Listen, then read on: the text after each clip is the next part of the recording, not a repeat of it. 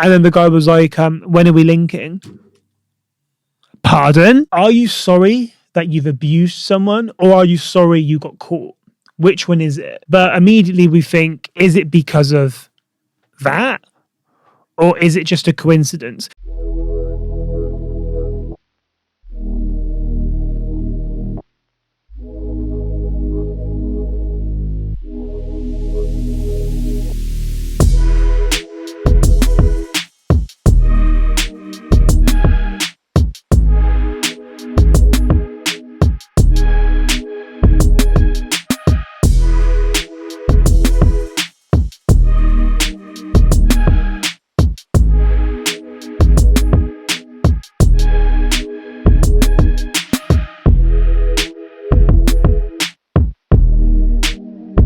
Are we running?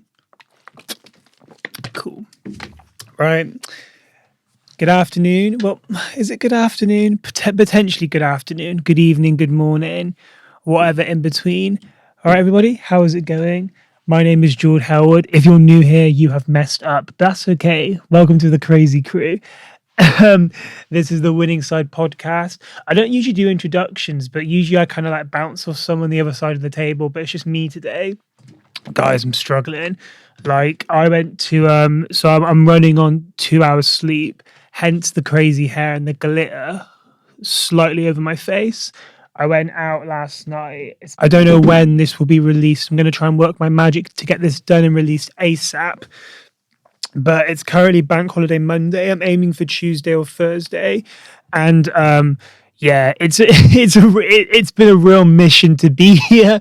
So big up myself. Do you know what it was? Where I actually had the slot booked for a lot earlier because I thought, you know what, because the thing is, yeah, when you're hungover, I find that like if you haven't got things to do the following day, you kind of just slouch and just kind of mope around for the whole day. But I like to try and put my energy when I'm hungover into something else, whether it's productive or even working or just something. I thought, okay, let me go to work. Let me go to work for an hour. And I had it booked for like, I think it was like an hour before, and all my friends were like, George, like, don't be stupid. Please just push it back like an hour or two. So we've done that, but I'm amazed I'm here to us. I'm literally running on like 2 hours sleep. And it's just like, I can't even blame the club too much because I did leave at like 4:30, but then you're kind of like, when the alcohol's alcoholing and you can't really like have like a very stable like stable settled sleep. That just wasn't me. I think I woke up at I went to bed at like something to 7 and woke up something to 9, and I could just hear like pitter patters everywhere. And I thought, oh, do you know what? Let me just kind of pull myself together. But do you know what though? So I actually have just lost my Pussy Palace virginity. I went last night for the first time ever. Been meaning to go for like the longest time, but I just haven't got around to it really. So obviously I'd be quite surprised on my demographic who watches don't know what Pussy Palace is. But for those who may not know, Pussy Palace is a Black LGBTQ plus event which is in London. It happens every so often and it changes venue to my knowledge. So last night it was at Colour Factory in Hackney, and oh my god, honestly guys, it was so fun, so fun. I honestly do not think I have ever had such a fun night out in the UK. Notice the UK emphasis. The best night out I've had was a nightclub in Paris called Wanderlust. That was really, really cool. So nothing's topped that yet, but no, for like the UK Pussy Palace, you've got my vote. But no, it was so fun, so fun, and actually it was really cool. I actually got to meet a few like people that like watch the show, and it's really weird because I feel like I've kind of underestimated the power of social media because in my head I just think it's just my friends that tune in, a few other people. But I must have got stopped about 3 times last night, and I was like, and these are people that respectfully, big up to them because I know them now. But these are people that I didn't know, and they were very much like, oh, like you're Jordan, and you do this. Oh, like we love what you do, and I just thought I love my people, and I feel really, I don't know. I've been going through a patch where everything's a bit meh, and that just it really lifted my spirits. I really needed it. So for you lot that came through and spoke to me, I appreciate you. Shout out to you, man. But yeah, Pussy Palace. Tell you what, right? If I'm going to be real, because this is an honest space. If I'm going to be real, prices for drinks in London need to fix up. Like, it just feels like sometimes when we think about prices for drinks in London, the Cosy Live situation just isn't considered. So I was out last night and I went to buy a drink at the bar, and the barman said to me, 15 bars. I said to the guy, I was like, no, like I only want one drink, not two. And he just kind of rolls his eyes and goes, no, like, well, that's the price. And I just thought, you know what, these London prices, they ain't for me. They ain't a bit of me. £15 for one drink. You best bet that I was literally like treating it like a sippy cup. Because it's one of those things where I don't know, I feel like when you're in the club, yeah, or when you're out, you can't really like not have a drink. Maybe I'm part of the problem. Maybe I'm spitting on the mic. Maybe I'm part of the problem. Maybe I'm the drama. But I just feel like, I don't know, I need to have the assistance of like a little like double rum on the side. I don't know if that's just my toxic trait and my strong fondness for alcohol, or if I'm just being a bit, I don't know.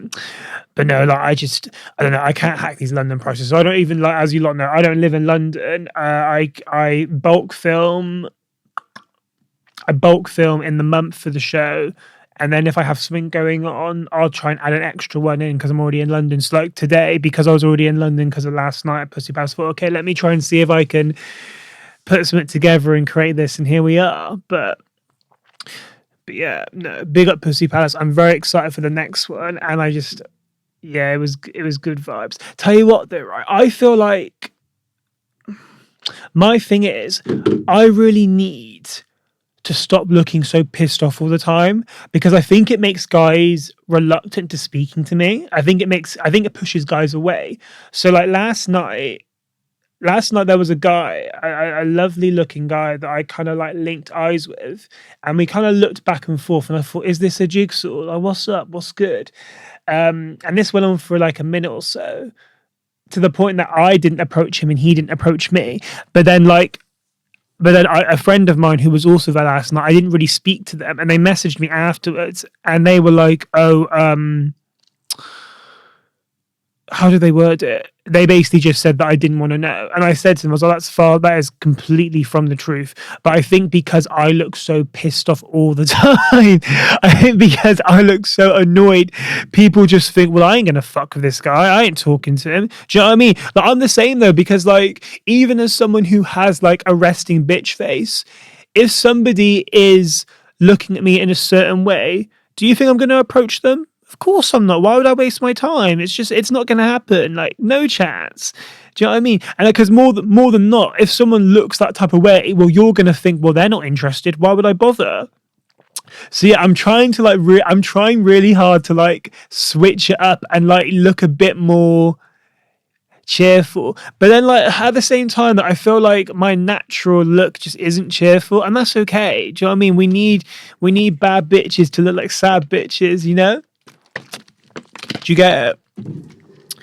But yeah, no, if that beautiful man happens to somehow see this podcast and knows that I'm talking about him, and he knows who I am for some unlikely unknown reason, come through. We can talk at the next Pussy Palace, because I'll be there for sure. Do you know what? So what's been on my mind a lot at the moment recently, I mean, it's always on my mind, but I feel like it's quite pivotal at the moment, is like the way that we're using social media. I feel like social media, the damage that it's caused is so severe, and it's only like getting worse, which is really concerning because we're at a pretty high level. I feel really grateful to have been around in a time where social media didn't have a crazy amount of prominence. Well, I mean, no, it seemed like it did at the time, but now I look at like things now that is accessible, and I think, fuck. Obviously, we're not turning this into a history lesson or a political debate. Like, that's what BBC's for. That's what ITV's for. We're not sponsored to like have those conversations. We're just dipping in briefly. But the reason why I say that is because I've seen a lot of stuff online, and I see the responses online, And I just feel like it's a bit disingenuous. So let me elaborate. So, okay, hypothetically, okay, if I put on my socials that I'm either A, getting engaged, or B, having a baby, if you haven't spoken to me in the last 2 years, do not comment, do not contact me. And I mean that in the most respectful way possible, because it shouldn't take an event like that for you to come through and check up on me. Do you know what I mean? I've seen it a lot recently where, like, and this is no one in particular, but I've seen it a lot recently where, like, people online will announce a pregnancy and an engagement or a big celebration, as they should, because I think, well, what is socials for? You're meant to show off the good parts of your life, you know, but like you'll have like the comment section will be flooded with like people who A, don't fuck with you, B, don't know you, or C, don't care for you, but they're nosy. And I just find it all very disingenuous. And for me, I just think realistically, if someone comments on my posts about my good news, especially if it is regarding an engagement or a baby on the way, I don't want to hear from people I don't speak to. Because, and also to be fair, half the time, these same people who will comment and flood your DMs and flood your section when you have good news are the ones that won't even say hi to you when you cross them in the street. Do you know what I mean? Like, if you can't give me energy outside of good events and things popping off, I don't want to hear from you. And I mean that in the nicest way possible. And I think we're in a time where people get so offended by that. But like, I've had it before where people have like messaged me for certain things or about certain things to congratulate me. And I just think, we're not friends. Why have you messaged me? But to play devil's advocate, there are certain things where I think, because I'm a bit of a sucker, yeah. Because like, if I see someone doing really well, for whatever reason, but I don't really know them, I'll put it in my group chat. Like, okay, so for example, I know people that have gotten pregnant recently or have been engaged, but they're not my friends. They're people that I used to know or do know of, but I don't know enough to contact them. And I'll put it in the chat and be like, oh, yo, how lush is this? Like, I can cope with you giving me a heart response or like a care emoji, but don't comment on my post. We don't know we're not friends. You wouldn't comment on other things that I'm doing, so please do not try and come through when I'm getting engaged or I'm having a baby. I don't mess with it. No, I don't know. I think people get really offended by that, by like being a bit standoffish when someone wants to, because I think people want to be involved. That's my thing. I feel like people always want to be involved in people's business, and because it's such a major milestone, people are kind of like clinging on to that loose mutual or that loose connection or that connection which you once had, because people just love to get involved in big celebrations. But it's like quite inappropriate to, one, expect, and to two, try and either involve yourself when you haven't been involved in the other aspects of someone's life. I don't know. I just think it's so strange. I think it's so strange. Another thing I really want to talk about real quick. Do you know what? Yeah, I feel like because I'm trying to be very conscious of time, I'm talking quite quickly, but I actually have time. Another thing is, yeah, do you know what I really wish we could do? I really wish you could remove yourself from someone's close friends on Insta, because I'll be real, I think a lot of people use close friends on Instagram to move to people, right? And half the time the feeling's not reciprocated. Do you know what I mean? And there's no manual way of being able to remove yourself from that close friends list apart from literally messaging them and saying, yo, can you cut me out? Because do you know what, right? Because I feel like the internet sometimes has given people unnecessary confidence, in the sense that people don't necessarily have the confidence to move and approach the way they want to in person, but because there's a screen involved, they have like an extra layer, like an extra barrier. Like so I went out. This was ages ago. So I went out with my friend, and I met like a load of her work friends. It was like 20 of them. They were really cool people. And I got on really well with this one girl. Her name's Lauren. Lauren, if you're listening, what's good, baby? Me and Lauren both like podcasts. We both like pop culture. Both like the same music, and we're having like a really decent conversation. I love Lauren. She's a great person. And there was another individual who was they weren't really contributing, but they were listening. You know, one of them, which is cool. We all need a listener. We can't all be team leaders. We can't all be group leaders. That's okay. I'm not here to shame people. None of my fucking show. Unless you're like obviously anti-black or anti-queer or anti-trans, then you need to switch it up. But yeah, so this person wasn't really in the conversation. They were just kind of like dissecting the conversation. So we probably said hello, goodbye, and I think maybe do like Nicki Minaj. I'm pretty sure those are the only things that came out of my mouth. And tell me why I've been added to this guy's close friends 2 days later. We didn't speak. We did not speak. I think people know that adding someone to their close friends is an indication that they want a bit or they want to get close to you. And I just think, I don't know, because my close friends, right, is like so. It's not even chaotic, to be fair. My close friends are just random crap, but I don't want people seeing it who I don't really know. Obviously, there are some people that I've really gelled with, and like they've added me to their close friends after a first meet, and that's okay in some circumstances. But like in this circumstance, when we weren't even really speaking, it wasn't logical. It didn't really make sense to me. Like I went to an event, My concept of time is really bad. I went to an event just under a month ago, maybe 2 to 3 weeks ago. Yeah. There was a guy there who wasn't being really sociable with everyone else at the event. And this is like a networking thing. The guy wasn't very sociable at all. And obviously I'm quite an awkward, somewhat anxious person. So I like to try and imagine what it would be like for me to be in that circumstance. Therefore, I try my best to try and involve others. And this guy was just giving nothing.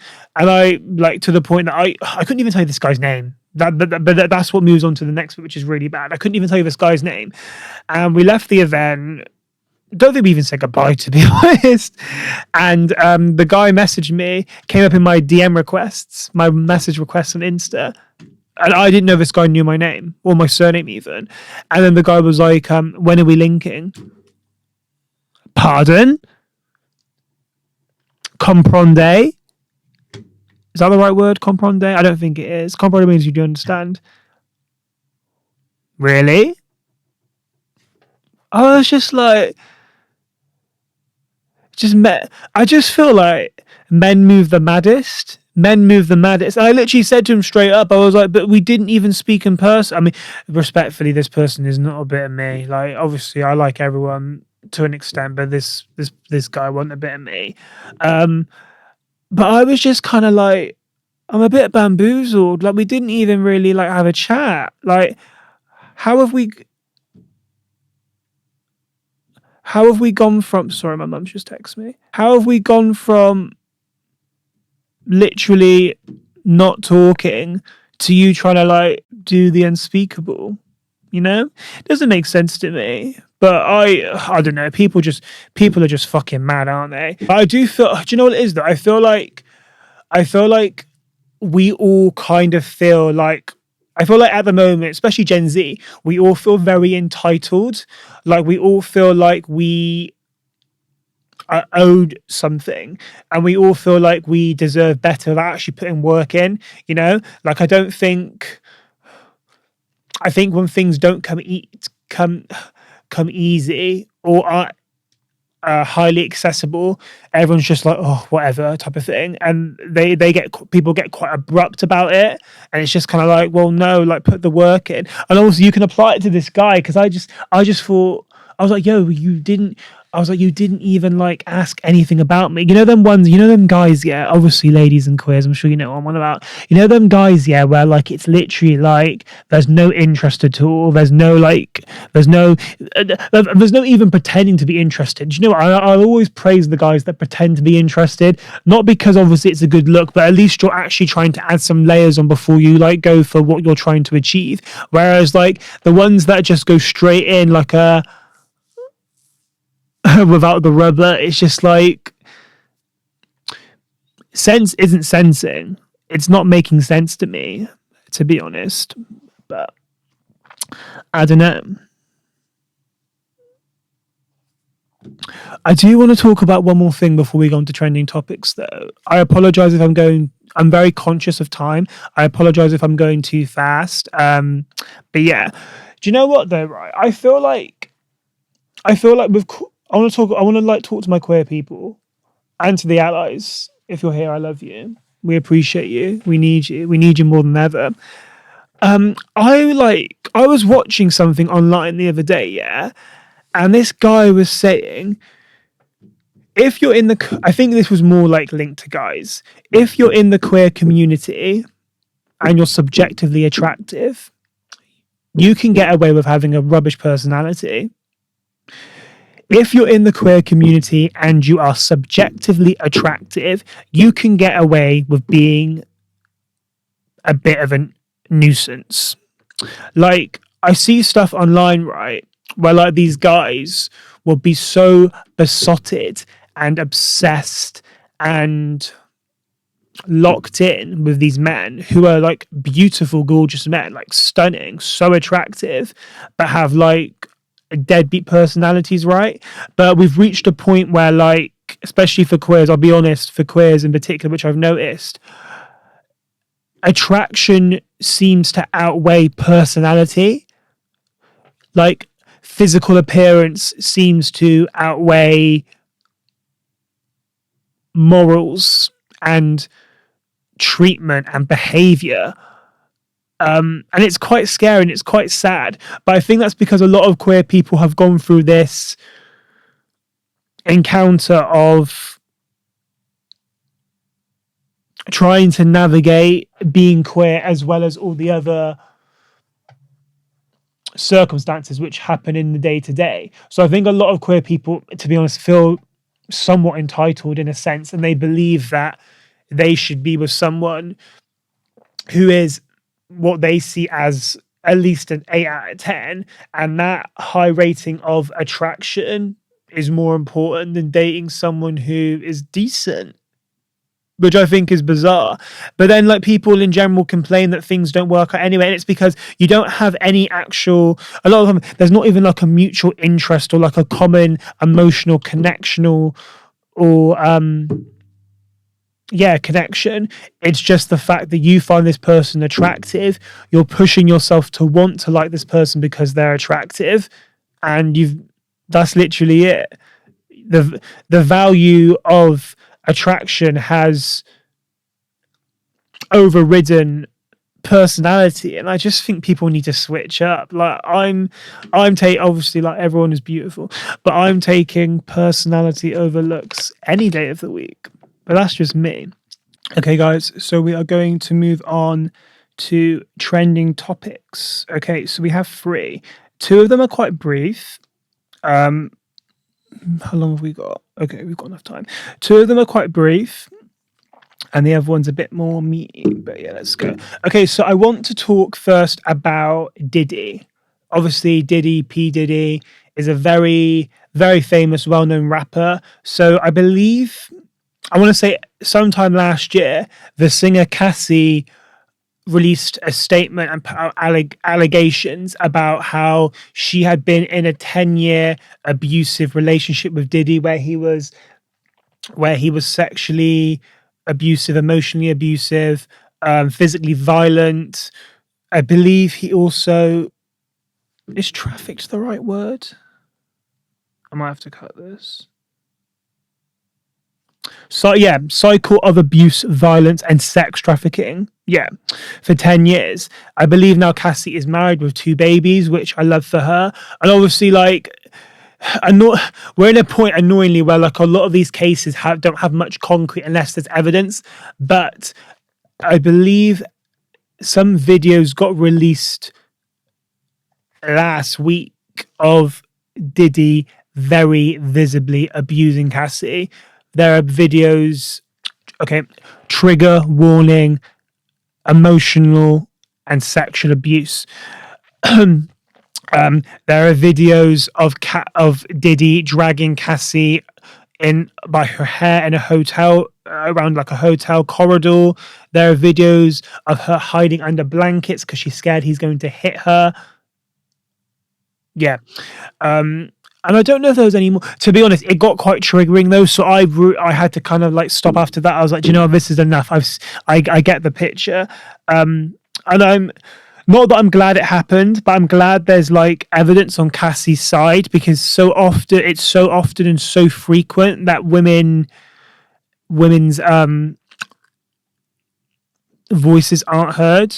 So I'm really pleased for Cassie in the sense that she now will have that on her side. I believe though, I believe the case did get settled though without the assistance of the courts. So I don't know what position or assistance this has, if it applies to it or just doesn't have any benefits at all. I'm honestly not too sure. So that's quite good. But then I think the thing that shocked most people was Diddy's apology video. Yeah, so Diddy released a video again after the videos got leaked of him abusing Cassie came out a few days afterwards, if not sooner, of him basically. Do you know what? It wasn't even like, and obviously, like, please look at the link if you lot haven't seen it already. But it wasn't even an apology. It was just him babbling on, and it's quite interesting because when he's saying, well, no, it was an apology. To be fair, it just didn't feel very sincere, and also like Cassie's name doesn't get mentioned, and it's almost like, are you sorry that you've abused someone, or are you sorry you got caught? Which one is it? But it wasn't very sincere. I didn't think so. And I don't know. I really hope there's more justice than what's been solved, than what's supposedly been solved without the court. And I think hopefully this will allow Cassie to push forward, because I think as someone who's like quite prominent. Yeah.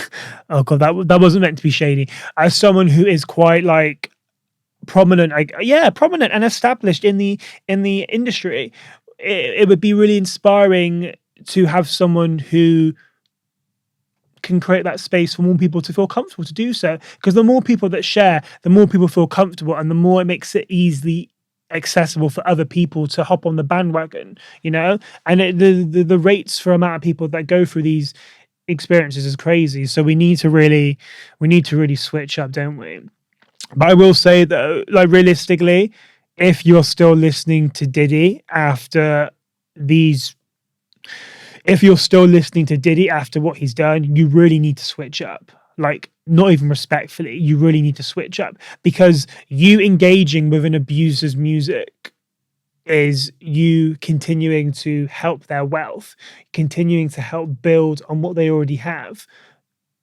And low key, it's almost like you're supporting the abuse that he did, really, because why else are you playing his music? Like, what do you achieve? You know, like, it's just, there's no music which is that good. That means that you should ignore the way that some artists move and how they treat people, especially when it has lifelong effects. I don't mess with it.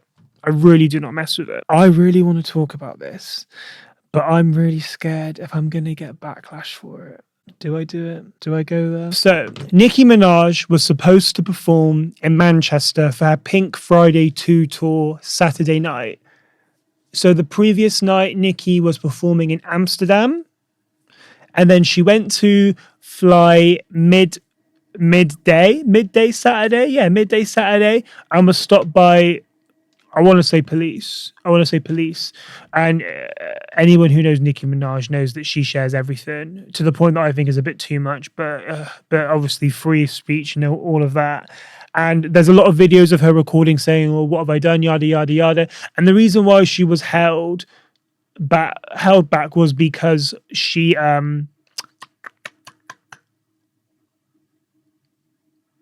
had like a minor bit of weed on her. Now this is really difficult, and to be fair, I'm still trying to figure out what side I'm leaning more towards, because immediately we think, because apparently these people didn't know who Nicki Minaj was, but I don't think that would have made a difference personally. But immediately we think, is it because of that? Or is it just a coincidence? Because you can't help but think, okay, has she been racially profiled for this? Like, is that the road we're going down, type of thing? Personally, I don't, because the argument is it's legal to have weed in Amsterdam, but it's not legal to bring weed into the UK. You know, so like when I was reading stuff, and everyone was like, "Oh, but Amsterdam, it's legal," and I thought, yeah, it is legal, but it's not legal to import it to other countries where it's not. Do you know what I mean? So I feel like it was difficult, because do I think she may have been more disadvantaged because she is black? Potentially, but that doesn't ignore the fact that you're actually not allowed weed in this country. Not that it stops people, obviously, but you'd like to think that I don't know. No, I'm not even going to say what she'd like to think, but I don't know. Okay, sorry. Right. Okay. So this is the last part, guys. So I'm a bit. Do you know what it is? Right? I actually love music, but I'm never really able to have those conversations on the show because, well, for multiple reasons, to be honest. But that's okay. That's okay. Okay, so there's been a lot of controversy, and obviously, like, music publications are always releasing like their best 100 songs of the year, 100 albums of the decade, year, century, yada yada yada. This is quite a common thing, but this one in particular has seemed to cause quite a lot of uproar. So about a week ago, I want to say, Apple released the top 100 best albums of all time. Obviously, this is very subjective for multiple reasons, because they could have an acquired taste. They could like particular things which don't, what's the word? Appeal to everybody. So it's very, very hit and miss. It's very, very hit and miss. So, okay, so I don't really know how to do this, because there's so much to go through, and obviously I can't do the whole 100. But okay, some people that didn't get mentioned, which I really think should have, or no, actually, rephrase that. There are some people that had an album on there, and I'm really glad they did, but I think they had the wrong album. Like, for example, Lana Del Rey had Who I Love. And I'm trying not to be biased, because obviously there are some artists who I absolutely adore that they weren't on this list. But I thought, okay, keep it cool. But like Lana Del Rey had Norman fucking Rockwell. I love that album. I think it's incredible. However, I do really think she should have had Born to Die. Born to Die was legendary. Born to Die is one of the best debut albums of the 21st century, and probably of all time. You know, and Norman fucking Rockwell is very good. It's a very strong contender. It's a very good body of work. However, like, the legacy which is contained in Born to Die, and the way it's influenced so many girls in the music industry which are trying not to follow this generic pop genre, it doesn't really make sense. I think that Born to Die deserved that spot. Born to Die really deserved that spot. What else was there? Melodrama was absolutely incredible. I think it's probably one of the best. I'm a bit of a Jack Antonoff. One second. Antonoff stan. I love his music. A Jack Antonoff stan. But I think, again, Melo, I get the legacy that Pure Heroin has for Lorde, but I just think Melodrama is a lot more mature. I think Melodrama is a lot stronger. I think the lyrics are a bit more mature and in depth. I don't think there are many debut albums that are the best of the artist's discography. Because more than not, when an artist debuts into the industry, their debut album is still very surface level, you know? And it's very, very rare. apart from Born to Die, but then Born to Die, yeah, apart from Born to Die, really, there aren't any other albums that come to mind where I think your first album is your best body of work. Do you know what I mean? But so I really think Melodrama should have swapped with Pure Heroin easily. Okay, I'm not a Swiftie. I am not a Taylor Swift fan. However, the 1989 Taylor's version has been ranked very high. I believe it's like 19th. I want to say 19th, 18th, right? Not even the original version. Personally, I'm trying to say this really fairly because I do not really fuck with Taylor Swift. But personally, I do think that the album that should have had that spot was Red. Easily. Red has all of the bangers. Red has her biggest songs. I just think, for me personally, it would have made more sense for Red to have been on that list. But I don't know. But I do need to appreciate that I'm not that like in depth in Taylor's discography, to be honest. Like I'm just not. But even as someone who like loves music, I would think that I would think that Red would be the top notch, to be honest. But that's just my opinion. Obviously, I think 1989 isn't as bad as some of her music, but I think Red deserved it. I feel like some were like positioned in really weird spaces as well. Like Billie Eilish's debut album, which I think is incredible, was ranked 30th. I feel like that was a bit silly. Like, and it would be really interesting to figure out how these critics rank the album position on the list, but 30 wasn't really making sense to me. Like I didn't really understand it. I didn't really get it. I wasn't really messing with it, but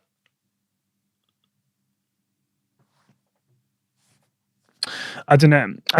And then there are some people that just weren't on the list at all. And I thought, well, this just doesn't make sense. And obviously, like, these publications always come with critique. They always come with criticism. That's inevitable.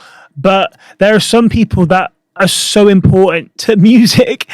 And it's like, why have they not been added? Like, no Mariah Carey, no Janelle Monáe, no Britney Spears, Katy Perry. Teenage Dream was the bubblegum pop influence for so many pop albums over the 2010s and to this current day. Teenage Dream not being on that list just didn't make any sense. I just didn't get it. I didn't get it because also even if like an album of work is really good, what legacy has it had and what influence has it had? Teenage Dream has influenced so many people, and I love Katy Perry. I won't die for her, but I love her. Do you know what I mean? So she really should have got that spot. Right. I'm very conscious that I'm running out of time, so let me run through. Okay. Right. So let's go through the top 10. Okay, actually, is there anyone else that I think should have been mentioned? Tame Impala, the influence they've had for modern day psychedelic rock. Is there anyone else? I don't think so. I really, really do not think so. But that's just my opinion. That is just my opinion, Chow.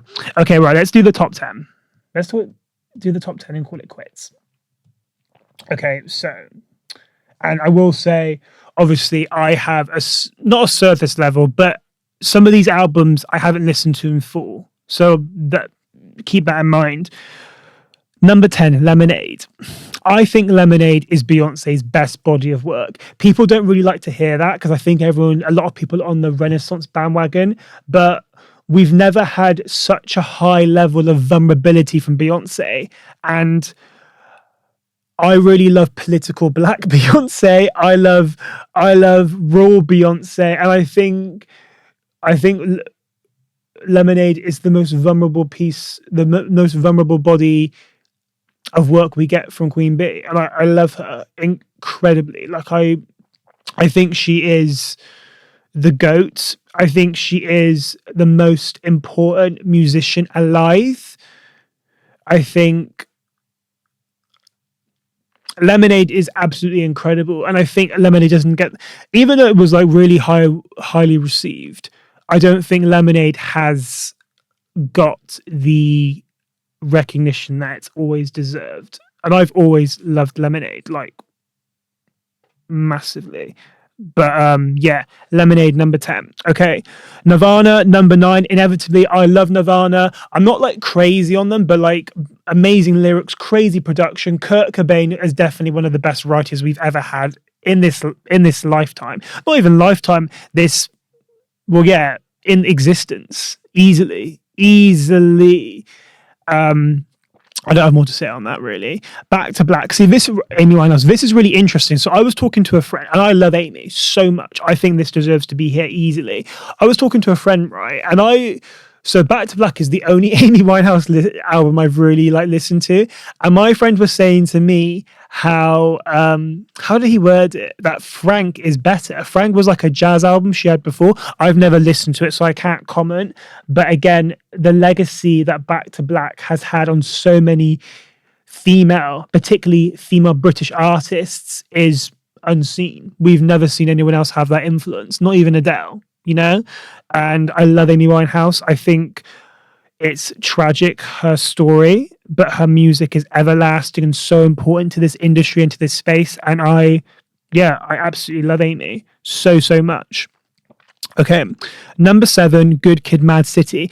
So this really surprised me, but to be honest, I prefer Good Kid, Mad City to Pimp a Butterfly. However, I can appreciate why people prefer Pimp a Butterfly because of the themes and the composition behind it. Because whenever I read a lot of music reviews, but I always find that To Pimp a Butterfly is always in like the top sector / factor. So I was a bit confused as to why it wasn't in this one, to be honest. But I love this album so much. I think it's incredible. Kendrick never misses easily, but I was surprised that To Pimp a Butterfly wasn't in it personally. Okay, 6, Songs in the Key of Life, Stevie Wonder.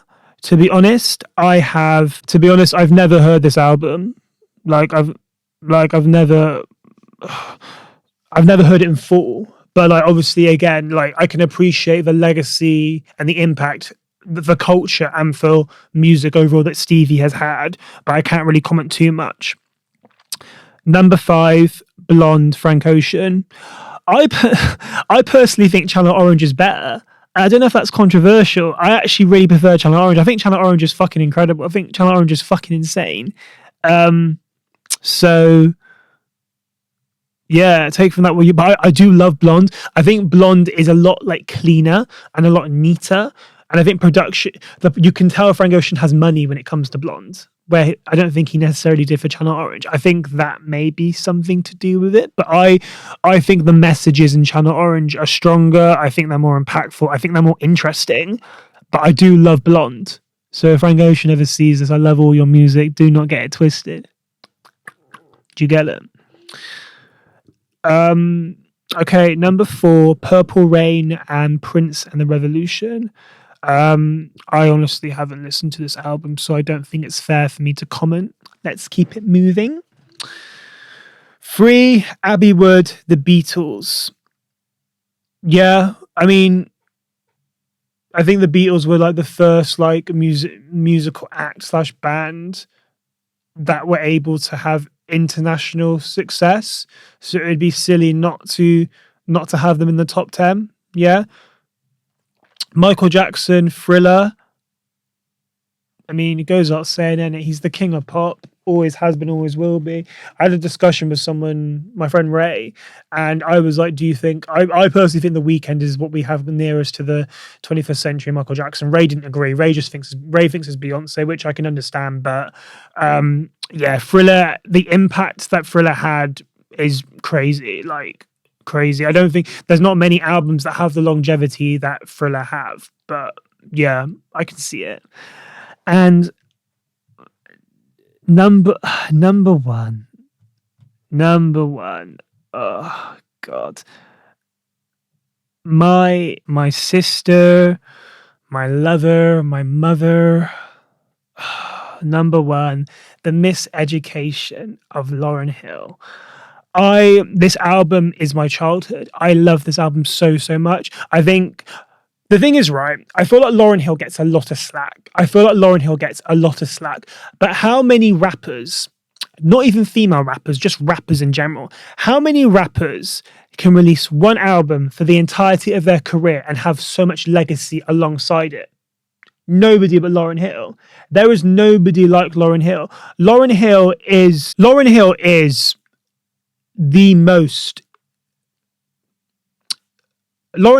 the most influential rapper alive, easily.